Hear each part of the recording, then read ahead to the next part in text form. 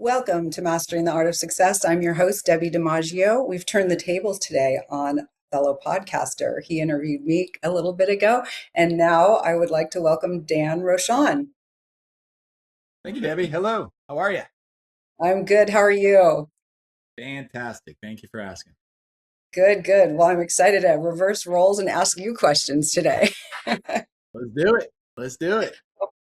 Well, we are going to properly introduce you. So, Dan Rochon is a master of human behavior, influence, and the psychology of success.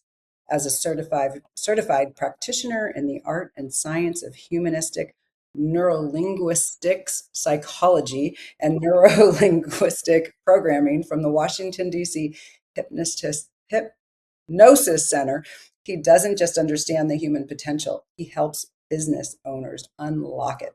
Dan delivers a proven roadmap to consistent and predictable success for entrepreneurs and sales professionals tired of unpredictable income.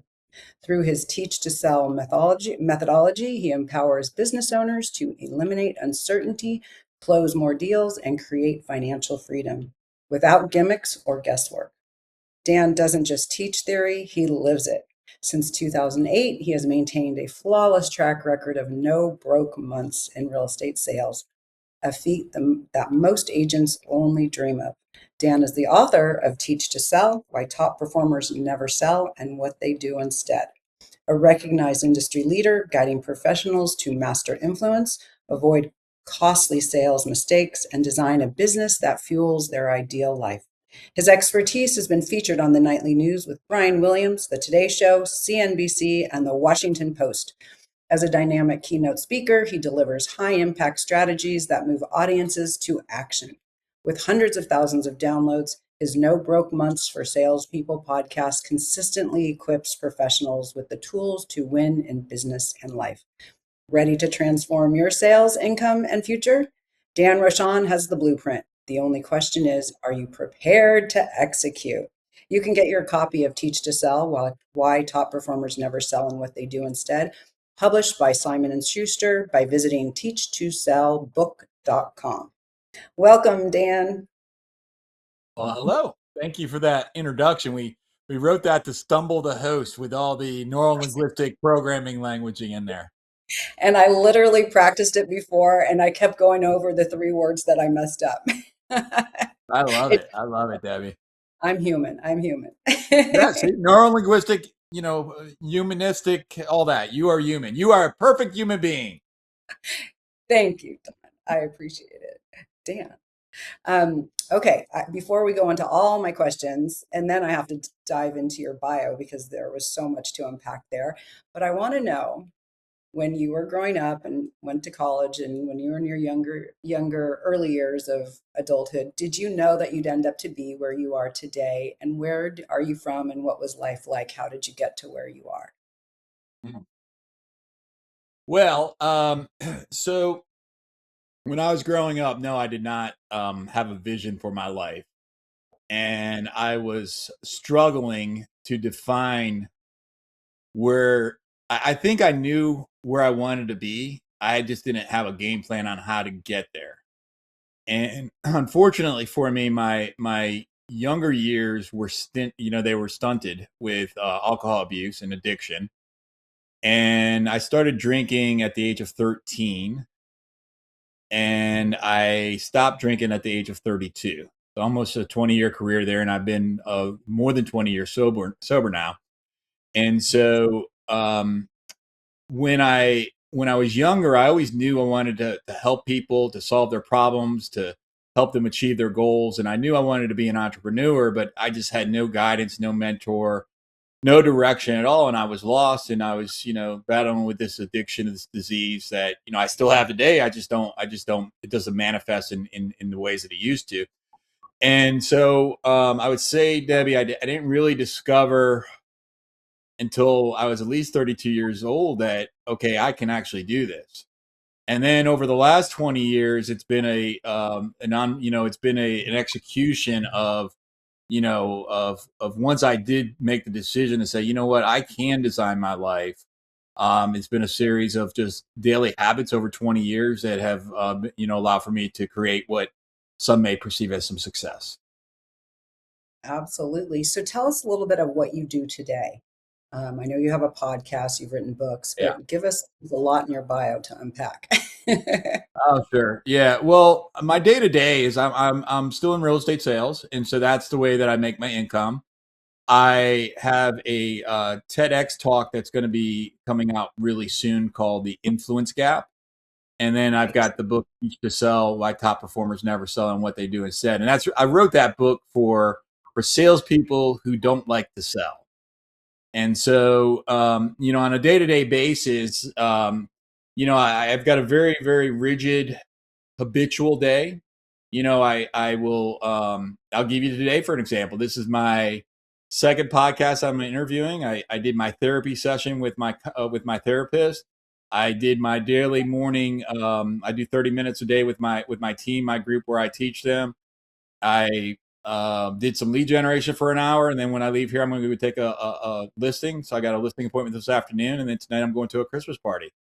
So that's not an untypical day for me. It's very, very structured from 9 to 4. Most evenings at 4:30, at the gym. I won't be there today. That's an unusual day for me. And what I focus on is sitting there saying, so what are the habits that if I embrace these habits that will design and create the life that I intend to create, and what's important to me. And what's important to me is my physical health, my mental health, my relationship with my daughter, my relationship with my son, my relationship with my friends, my family, my girlfriend, whoever it may be, that is important to me. And for me to be able to focus on those relationships, to go spend the evening tonight with friends, and be completely 100% with my friends. Then during the workday, I'm 1,000% focused on the activities that will allow for me to be highly productive and build a business, by design, build a life by design. I love it. So I notice when I'm training, so I'm a full-time real estate agent. That's how I get my income as well. But like you, I love to coach and do podcasting and meet people. So I notice with the people that come in, the agents, the new agents that come in, you give them all the tools, but I find it's very hard to implement. I mean, you and I are pretty much very similar. We just execute, execute, execute. But give us some tips from your books, your TEDx talks. How do you get your team to execute on what you teach them? Well, I'm going to give you an answer. It's a little bit less than direct than what I think that you're looking for. And the reality of it is most people won't. And so as I go through life, I realize that I can be more effective by being honest and truthful than I can be than being inspirational and aspirational. And in what I found in business, it's the best thing that I can do as a leader. And by the way, there's 4 pillars to a business. I'll tell you them real quickly, and I'll get back to answering that question. So the first one is to believe in yourself, and then it's to find business through lead generation activities, and then it's to get the right people, the right systems around you. That's organization, and then it's leadership. And leadership is defined on how to teach somebody else how to think so that they can get what they want. And so what I recognize is I can be a really, really great leader when I do a great job at building the right organization and getting the right people around me. When I was younger in business as a leader, when I used to own a Keller Williams Realty Brokers. I was an operating partner for a KW brokerage for 10 years. And when I was in that role, I would really focus in on how can I help this person achieve something? How can I help them to become better? How can I help them to achieve their dreams and their goals? And the reality of it is I had hit or miss results with that, and the difference between somebody that would, have success. And I've got people in business success that are far greater success than I am in my business. And I'm so freaking proud of them. So like, I'm not saying that that's them doing it. Right. And they hired me at some point to be able to coach and be able to do it. And I'm proud of them. Right. But the reality of it is when somebody has a desire to achieve a goal, it's not that hard. It may take some time, okay? It may not be instantaneously, right? But if you have the goal to be able to shed 20 pounds, that won't happen between tonight and tomorrow. That can happen between tonight and 6 months or a year from now. and it can be relatively easy, not necessarily, something that Right. everyone's going to do, right? But it's not that hard to sit there and say, I'm just going to pay attention to what I put into my body. That concept is not that hard, right? The concept of coaches that coach, for fitness, for example, ultimately boil it down: exercise 3 to 5 times a week, drink a whole bunch of water, get plenty of rest, have great relationships, stretch, meditate, do all these things. And if you do that, you're going to have a healthy body. We all know that. Right. But the reality of it is that the personal training industry is a $1,000,000,000,000,000,000 industry that people are like, hey, let me give you my money because I want the magic bullet. There isn't a magic bullet. But if you want it, you can get it. And there is a path. And that's what I go through and teach to sell is I give you the path. So if you want to have consistent, predictable income, if you're a real estate salesperson, if you're a mortgage broker, if you're in insurance sales or any service-based profession, you can get it. And it's not that hard when you follow the directions.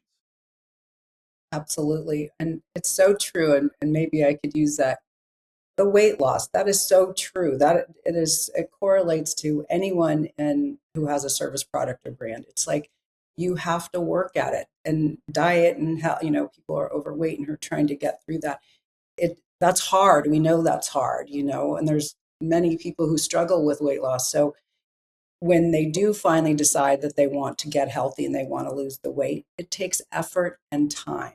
And that's what you have to do no matter what business you're in. It takes effort and time. So I love that because everyone can. Before we move on real quick, the reason why that came to my thought is because I was watching in the intro. So I know some people are listening to this and some people are watching this. For those that watch this, I was looking at the photos of myself on the intro, and I was about 40 pounds heavier in those photos. And most of those photos are about 3 to 5 years old. And I'm looking at myself, I'm like, damn, I was fat. And I didn't recognize that I'm not fat. I mean, I do recognize it, right? But it's something that I'm not focused on until I see photos of myself. And I was much heavier than those photos. I was another 40 pounds on top of that at once upon a time in my life. And so, like, this is something that I've done in my life. And it's simple. I guess I said it was easy, but I would say it's simple. It's not easy, but if you have the habits and you have like the plan, it's an easy plan. Here it is. Now you choose, are you going to follow it or not? Absolutely. So what do you say to someone who is, new agent or coming in to work with you, or someone you've coached, doesn't have to be on your team, and they're doing what you're telling them and they're not finding success, and how do you motivate them, or what do you say to them? Why are you doing what you're doing? Yeah. What's important to you? Like, what are you intending to achieve? Right. So it starts with understanding, like if we just whimsically, get in a car and you're on the West Coast, I'm on the East Coast, and I say I'm going to drive west with no real intention, I won't find Debbie. Right. But if I know where you're located, and I put that into my ways, and I go and I know why I want to meet Debbie, okay, and I know why I'm taking this journey, we're friends or whatever the case may be of the reason why I want to go, now I'm going to find Debbie. Right? So it starts with, why do you want to do this? All right. Then it's saying, okay, well, I guess it starts with, where do you want to go? That's where it starts. That's your vision. Then why do you want to get there? And then how are you going to get there? So the definition of how you're going to get there is going to be what I call your mission. So your vision is your destiny. Your mission is, what are the steps? What route are you going to take from here to there? And then when you're looking at the mission, for me to help you find your mission, I want to understand, what are you strong at doing? What is your greatest strengths? What are your greatest strengths? What makes you energetic in the morning? What makes you passionate? What are you passionate about? And once I understand what drives you, what gives you energy, and then I understand what is your outcome, what's your goal, what gives you energy, what are your greatest strengths, now I know all the different ways to be able to get from here to there. and I say, okay, well, what about these 2 or 3 pathways or these 2 or 3 tactics to be able to get from where you are to where you want to be, that these 2 or 3 things align with your superpower, right? They align with what if I asked your husband, your partner, your wife, your kids, your parents, your best friend, what makes Debbie special? What does she enjoy doing?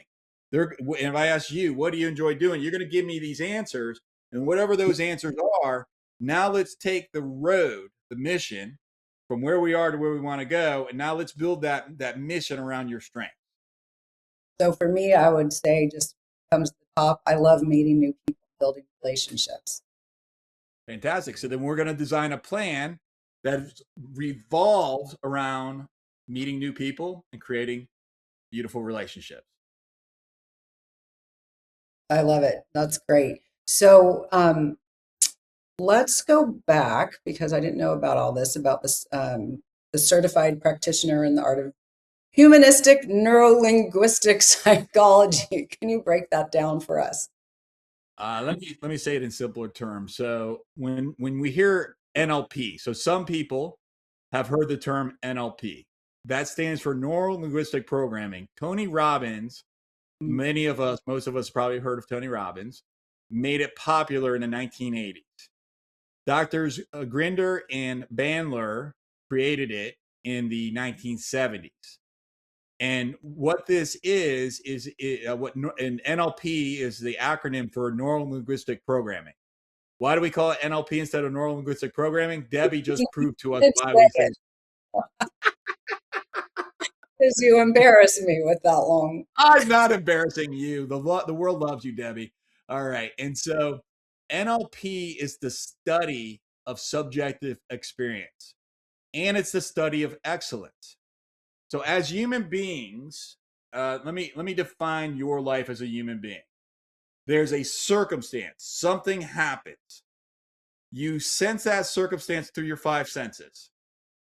All right. That happens to all of us. And what we fail to recognize is that we can all be in the same room, have the same experience, and come up with completely different observations because there's 11.2 million bits of data every second that your mind can become aware of. Yet your mind can only process 40 or 50 of those bits.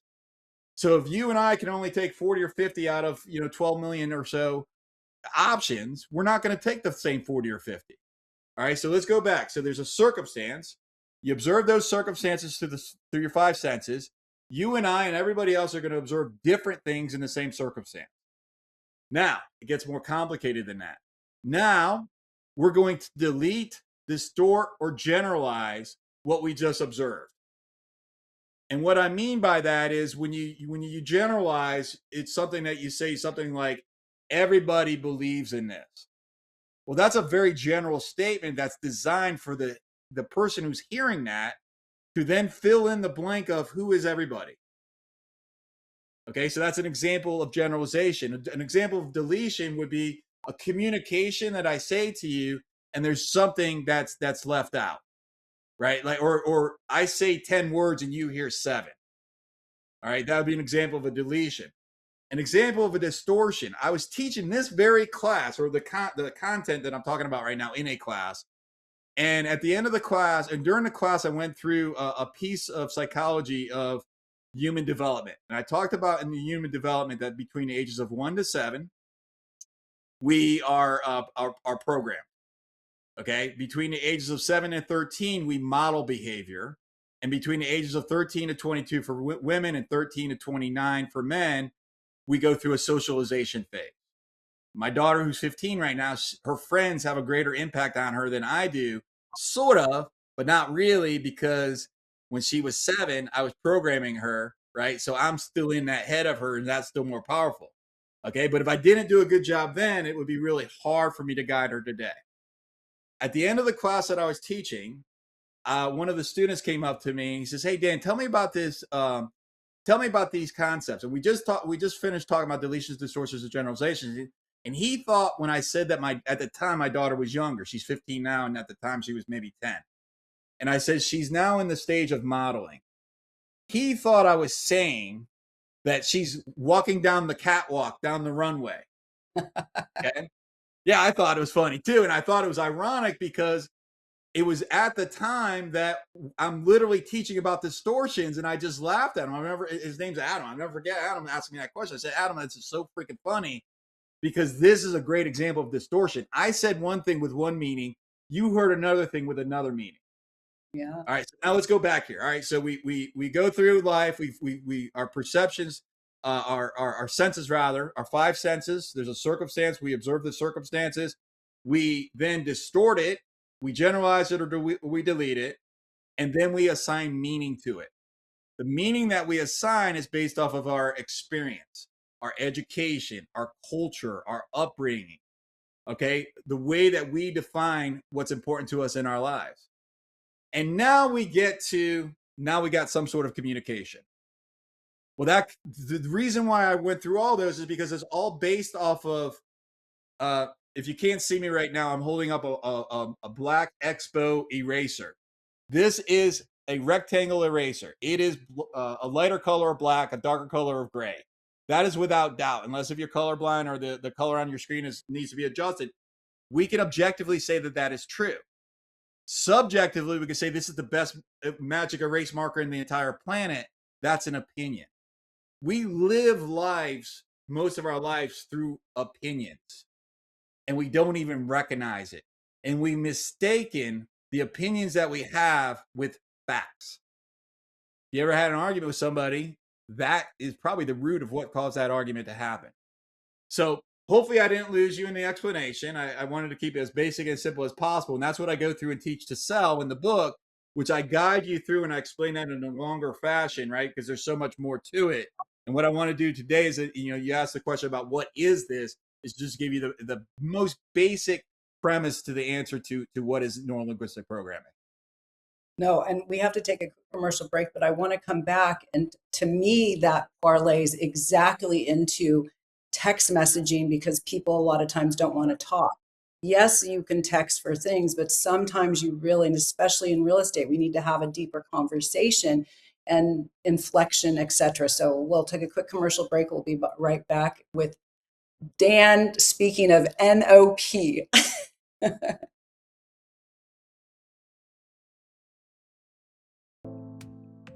Did you know that your beliefs create your entire reality, but it's the subconscious beliefs that do most of the creating? Belief shifter and life coach Shiraz can help you identify those limiting beliefs and eliminate them, often in a single session. Like, it was almost instant. Like, I had relief right away. Creating better health, relationships, careers, and finances. Let Shiraz help you step out of safety and into awareness. Definitely something's happening. It's like a flow inside. It feels good. Whether in person or online, Shiraz provides personal coaching, belief shifting. Visit Shiraz at energeticmagic.com or call 416-529-7429. Energetic Magic. Find your greater happiness. Be well. Be aware.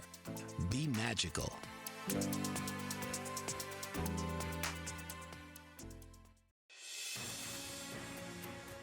Mike Zorek, a three-time California state champion in Greco-Roman wrestling at 114 pounds.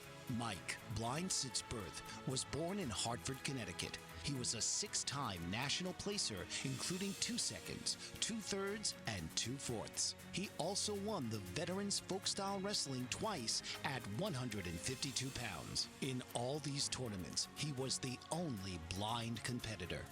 Nancy Zorek, a creative spirit whose talents have taken her to the stage and into galleries and exhibitions in several states. Her father, a commercial artist who shared his instruments with his daughter and helped her fine-tune her natural abilities, influenced her decision to follow in his footsteps. Ms. Zorek has enjoyed a fruitful career doing what she loves. Listen Saturday mornings at 12 Eastern for the Nancy and Mike Show for heartwarming stories and interesting talk. Welcome back to Mastering the Art of Success. I'm your host, Debbie DiMaggio. We are here with Dan Rochon of No Broke Months. So we were just talking about NOP. What does that stand for? NLP is Neuro-Linguistic Programming. NLP. So I liked how you explained that and how we hear different things. So how would you, when we get text messages and it really gets distorted, the meaning? So how do you Yeah. train or teach on that? Well, there's a what I call, and I go through and teach this. So I go through the decision hierarchy, or the communication hierarchy, rather. Excuse me. So I go through the communication hierarchy, and you're so right, Debbie, when you say that text, it lacks inflection, it lacks tonality, it lacks expression, etc. And so when you're looking at what's the best level of communication, would be if you and I were in the same room physically. That would be the highest level. Like, we have the ability to be able to communicate at the highest level. Absent of that would be on like a Zoom or, some sort of video. Less than that would be a phone call. And then less than that would be a text, and then like a Facebook message, and then an email.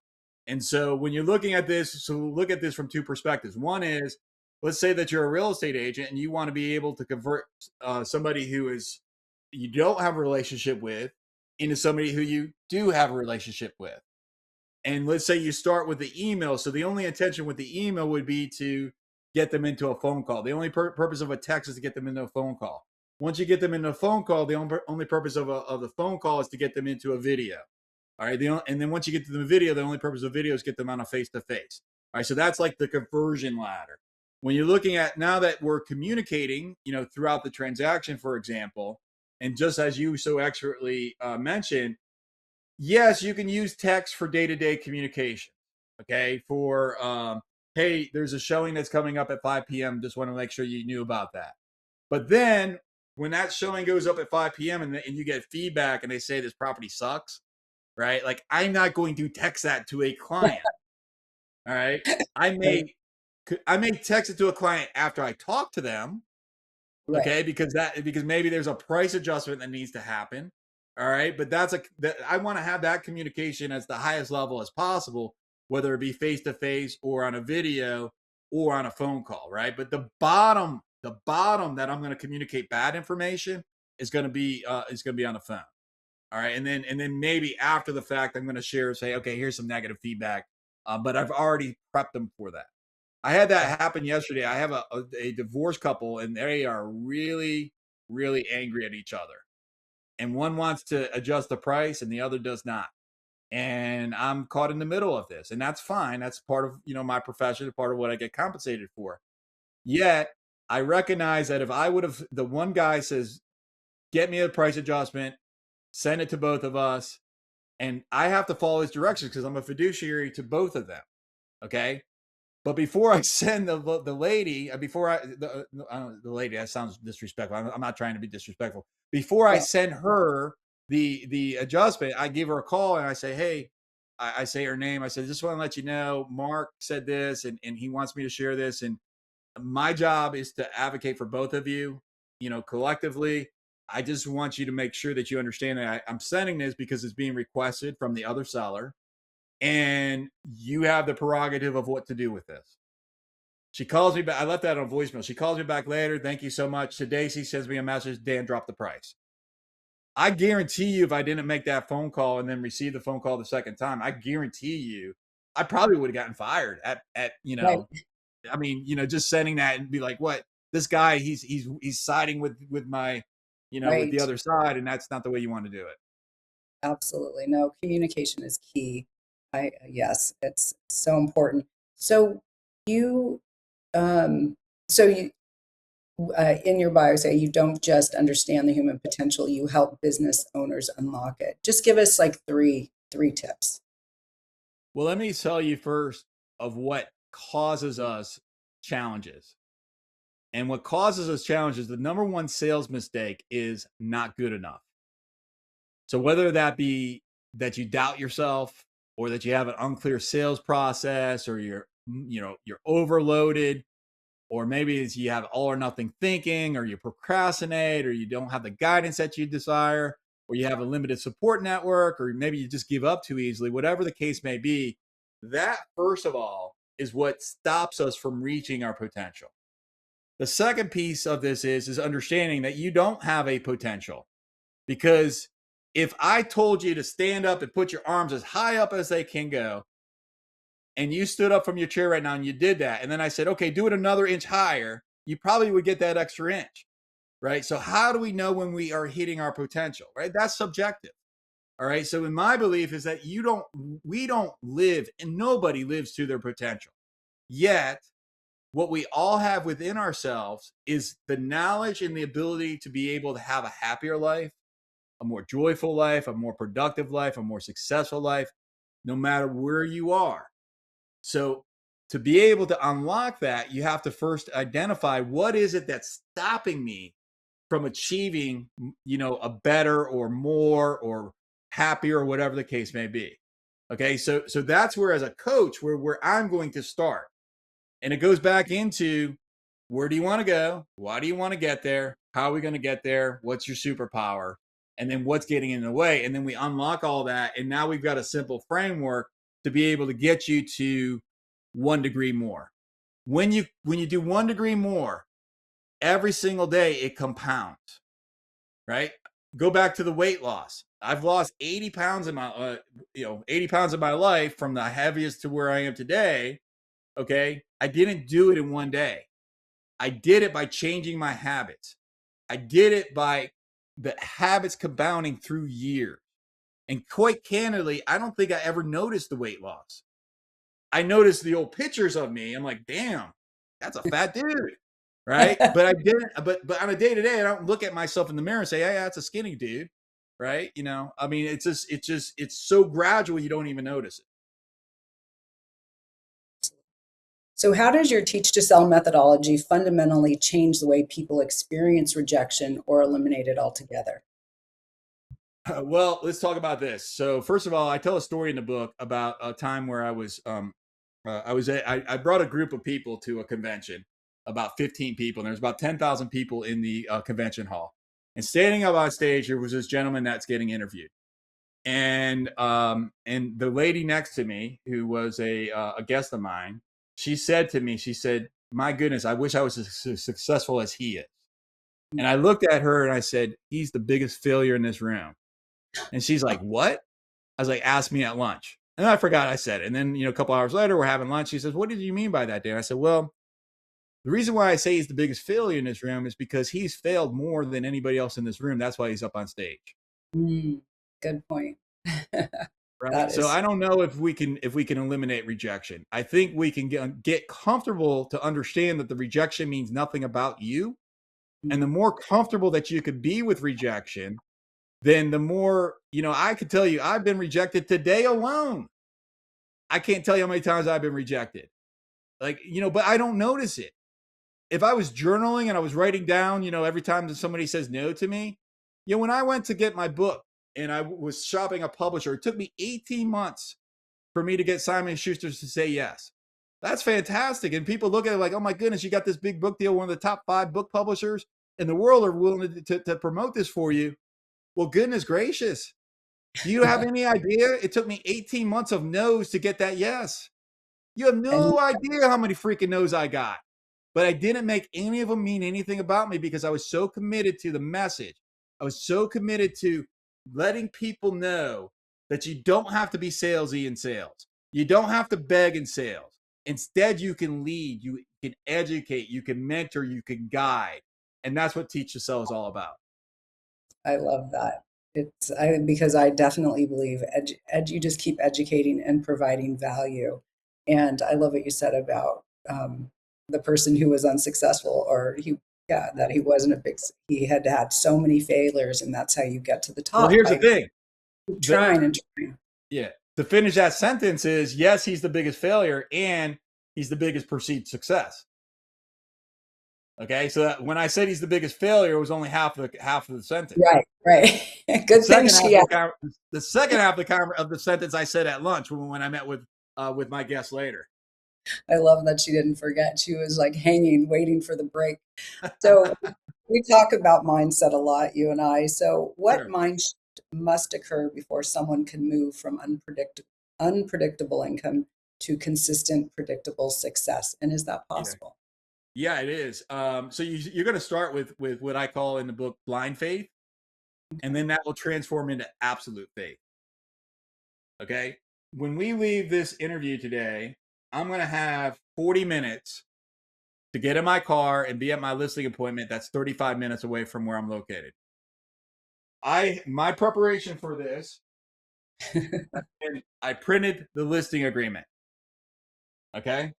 Now I do have a staff to be able to do, some of the administrative work behind me, etc. Right.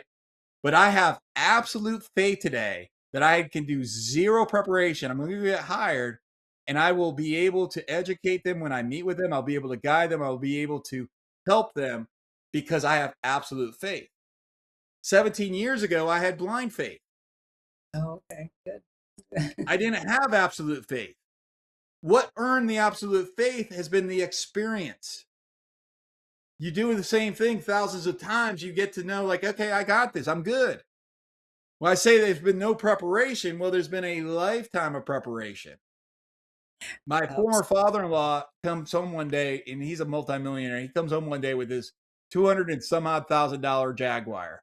And I looked at him, I said, hey, Len, did you prepare? Like, when you woke up today, did you prepare that you were going to buy that car? And he looked at me, he said, Dan, I've been preparing for this my entire life. Oh, that's great. Right? It is so true. To tie all this in together, to go back into how do you have that faith? You have to start with blind faith. And how do you have blind faith? You study successful people that have achieved whatever it is that you want to achieve and are in a very similar situation as what you're in.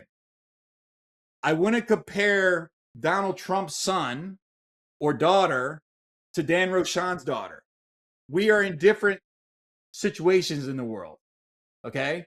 So if I'm Dan Rochon, I'm going to look in the mirror and say, okay, who's a recovering alcoholic? Who had a very, very challenging childhood?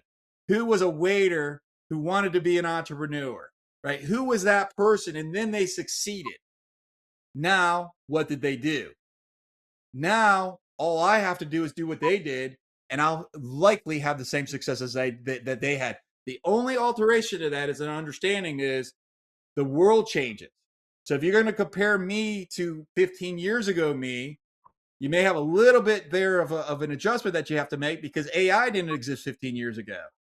Okay, Zoom was not used widely 15 years ago, right? The world changes, right? So that's the only adjustment that you have to make on that. But I guarantee you, if you find that person in front of you that looks a lot like you, has the same history, and has already achieved it, you do mostly what they did, you'll get mostly what they got. I have to. I love that. So, and you were just talking about blind faith and then absolute faith. I just love that. And it does take years. And I think when I look at my kids or when friends and strangers say, oh my God, your kids are so amazing. I think they learn by osmosis, and they've certainly learned real estate by osmosis. We never said the kids had to go into real estate, but our son is now working with us, and the way he can explain something to a new agent is verbatim how my husband and I would explain something to a newer agent who has a question. We like to have agents come in the office so they can hear. Adam likes to sit at the office, so he's talking to agents as the broker all the time. How important is that to you to have your team be in an office listening? You might not be in the office all the time, but other agents or maybe other sales managers. One of the biggest things that I did early on in my career that I would say allowed for me to have success was getting an office in the office. All right. Now today I work from my home, and I've worked from my home since the pandemic, right? But for, 12 or 13 years before the pandemic, I would go into the office every single day. The ritual of that was helpful to me. It made me treat my business like a job, but also like a business where I had to go to work every single morning. Okay, now I've been able to develop the habits that I can still walk down these stairs with my cup of coffee, come into my work office, and now I'm on work mode, right? I have to physically separate myself from my personal life to my business life. So I got mixed feelings about that. Is it necessary for some? Yes. Is it beneficial? I think for most, yes. Is it required and necessary for some? Maybe not, right? Because we're all different, and it's like however you're going to learn. but I think that there's a tremendous value in having a mentor and having a guide. However you like to learn, however for me, you give me an IKEA thing to put together, and I'm not even going to open up the directions. All right, I'm going to just start figuring it out and putting it together. Right, that's the learning style that I have. So to properly answer your question, you have to sit there and say, what's the learning style of the other person? And if you learn by osmosis, if you learn by observation, right, then absolutely you should probably be in an office day to day and observing other people doing successful actions. But that, I'll put a little asterisk there as well, because towards the end of me going to the office every single day, this was after I sold the brokerage and I was just an agent for the brokerage. I recognized that there was very, very, very few people for me to emulate. Right? Like there was very few people that were actually doing the business on a day-to-day basis. All right. And instead, like I still enjoy it because people would emulate my actions, and that gave me some sort of joy. Okay. But the reality of it is most people go in the office and they sort of BS around. They gossip and they go to, hey, when are we going to go to lunch? That's what's more important than I'm going to take 3 focus hours. I'm going to lead generate. And then I'm going to take 3 focus hours later. I'm going to go on appointment. I do think it's important, though, for new people to be hearing if there is a leader in the office. Some way or another, they have to get that influence. However they do, whether it's live or video or however it is, they have to get that influence. Right. So you've maintained a no broke months track record since 2008. What behaviors or disciplines matter most and techniques in achieving the level of consistency? There's 5 that I outline in the book, and there's actually a total of 11. So I'm going to give you all 11. All right. So there's 5 working in the business, and there's 5 working on the business, and then there's 1 that is ties it all together. So the answer to your question is the first 5. We call that CPI time, consistent predictable income time. Those 5 activities are: number 1 is to lead generate. Number 2 is to convert those leads to meet with you. Number 3 is to attend the appointments for the purpose to get hired. Number 4 is to negotiate. Number 5 is to practice your scripts and role play. That's your job description, by the way. All right. So my recommendation is to do those what I just gave you, 1 to 3 hours a day at a minimum. If you're a new agent, 8 to 12 hours a day. Okay. So again, I'll say them one more time because I know I went through them fast, and I'll give you the other 5 and then the last one. So it's to be able to lead generate, convert the leads to meet with you, attend the appointments for the purpose to get hired, negotiate, practice your scripts and role play. That's CPI time that I outlined in the book, Teach to Sell. The second piece of this is leverage time. So if you want to build a business, what's the highest priority things that you can do to be able to build a business? Number 1 is to recruit talented people to you. Number 2 is to select the right people to be in business with, which goes back to my answer about leadership earlier, right? It's about selecting the right people to be in business with. To recruit, select, train the right people so that they can reach their goals. Lead, so that's number 3. Number 4 is to lead the people so they can reach their goals. And number 5 is to motivate the people so they can reach their goals. So those 5 of leverage time that I outlined in the book, Teach to Sell, is to recruit, select, train, lead, motivate. Lastly, to tie all this together, so if you can imagine a visual where if you put your hands up and you put your fingers out wide, and 5 fingers are to the right of your face and 5 fingers are to your left of your face, and those 5 represent leverage time on one hand and CPI time on the other hand. You take a bow and you put a bow around that. That bow is manage your money. Okay, because you can do all those 5 things and not manage your money, and you're screwed. Right. I found that out the hard way, by the way. That's great. So, okay. So after we're going to put all of this in the show notes. So now for our rapid fire round with Dan Rochon. Coffee, tea, or matcha? Coffee. One daily habit you never skip, no matter how busy the day gets. Exercise. The book you've gifted more than any other besides your own, of course. Skip it. Shoot. I can't get to it fast enough. I forget the name of it, but I got a big stack of these books. Okay. Skip it. You'll Sorry. remember. Lightning round. That's okay. Morning routine or night routine. Where do you win the day? Or morning. 100%. Yeah. What time do you get up? I haven't set an alarm in years. I get up when I'm supposed to get up. And so that could be anywhere between 4 a.m. and 7 a.m. And it depends on what's going on in my life. I just renamed my cat 324 because he keeps getting me up at 324. I had to share it. I just keep calling him 324 after. The best advice you ever received early in your career. Never leave an appointment without setting the next appointment. Let me change that.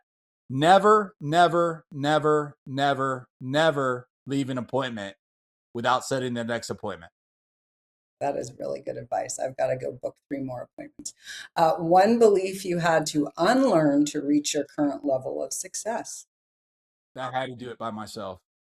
Good. Very good. If you could give every salesperson one unfair advantage, what would it be? Believe in yourself. Know that you could do it. Have the confidence and understand and get the right people. I know there's more than one piece, but get the right people to mentor you. That goes back to make sure you have the right people in your corner. So it doesn't matter that you know everything. It matters that you can find out everything. And with today's technology, there's no excuse not to be able to figure it out. Absolutely. What does no broke months really represent to you beyond money? Security, safety, well-being, pride. Of all the things that I've done in my career, I've done some pretty cool things. The one thing that I say that I'm most proud of is no broke months for 17, 18 years, because that's been the hardest. Yeah, that's wonderful. Okay, how do people get a hold of you? They can order the book, www.teachtosellbook.com. That's teachtosellbook.com. When they go to that website, they're going to get an access to $10,000 of free training that, our clients pay us 10 grand for, right? So if you want to get $10,000 of free training in the book that will guide you to consistent, predictable income, visit www.teachtosellbook.com. Outside of that, you can Google my name, Dan Rochon, Rochon. If you find a hockey player without teeth, that is not me. I'm the other guy. I love it. Well, thank you so much. This was incredible. And I want to wish everyone a happy new year, because it is New Year 2026. Thank you so much, Dan, for being on the podcast. My pleasure. God bless you. Thank you.